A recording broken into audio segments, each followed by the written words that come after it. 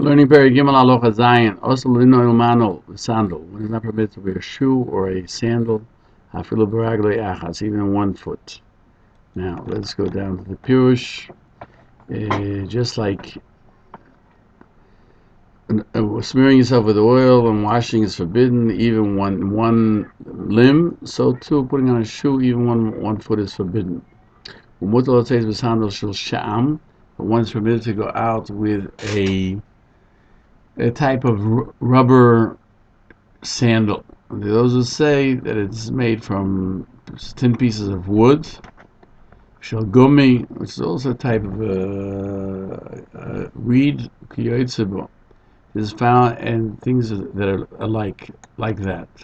Yuma 78b, there, Rabbi Yeshua Levi said you're permitted to go out with a shoe made out of this light wood.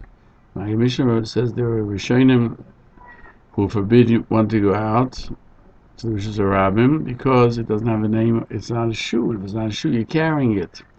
And he says that's not correct. One is permitted to go out with that type of a shoe. The Ran writes in the name of the Rambam that it's forbidden to go out in Yom Kippur. And the whole permission of Rabbi Yeshua Levi was within the house, but not outside. The Ran himself writes that from the Gemara would seem they permitted him to go out even in Rishus Rabbim. And furthermore, the minhag of Yisrael is to go out with a mantle that's made out of this type of material to Rishus Rabbim. It makes a differentiation between Shabbos, when one can go out with a shoe. Therefore, this type of a shoe is not considered a shoe, and it's forbidden to go carry it. But Yom Kippur, if people go out with this type of a shoe, therefore, it is no longer considered something that you're carrying, and it's permitted. The Muki Yosef Yevomis writes it's forbidden, like the Ramban, if not because it's not considered a garment. If it's like socks, then it's permitted. The Halacha the Mechaber says that you can go out with them, even to Rishus Rabbim. Mishnah Berurah cites the Machon Nesher in the name of the Bach, that you have to be careful of those who are of the opinion that it's not considered a shoe, and so too in an alleyway or in a chotzer where you did not make a erev chatzeros, because it's not a shoe, it's like a carrying it. Mishnah Berurah cites the Machon Nesher, who says that we have the minhag like the Ran. We're not afraid to go out with these shoes that are not actual leather shoes to Rishus Rabbim. A person can tie a garment around his foot and go out because Sharei Koshi Ha'oretz Magia L'Raglov, meaning that he's stepping on it in order to walk through the streets, and he feels that he's going barefoot. This is also brought down in the Gemara. The Torah writes that the rule of wearing shoes, it's called a torment, is only if it's made of leather. As he writes in Shvisas, you can't put on a shoe or a sandal of leather, even if this is a leather for somebody who has missing one leg. If it's covered with leather, it's forbidden. But if it's made of gumi or cash or garment or other items, it's permitted to go out even to Rishus Rabbim. It's not called carrying, because it's a usage of the body.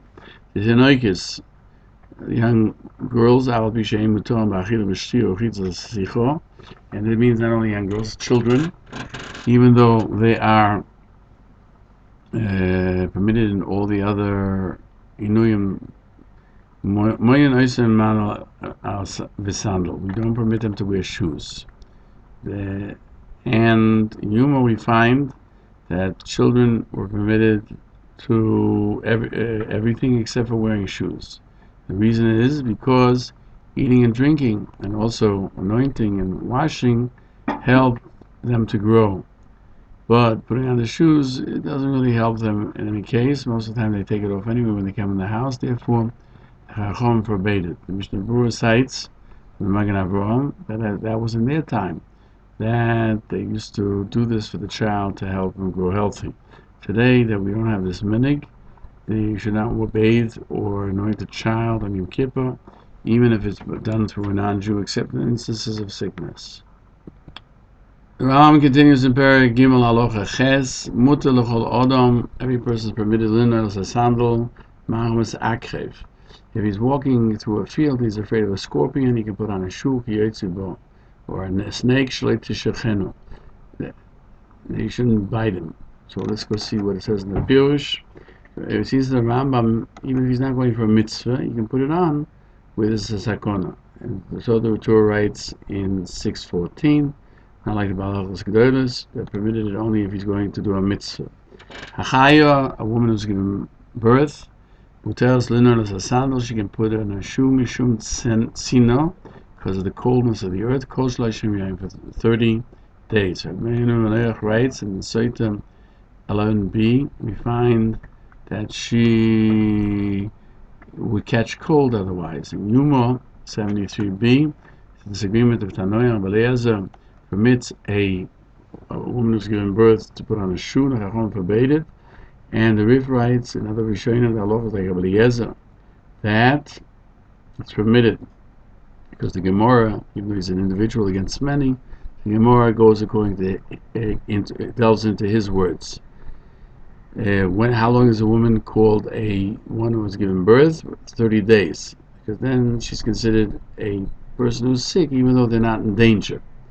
Now, certainly, somebody who's sick, even though he doesn't have a sakona, has the rule of a woman who's given birth. She can put on a shoe those 30 days as a sick person that has no sakona. So too, everyone that doesn't have any sick person that doesn't have a sakona is permitted to put on a shoe.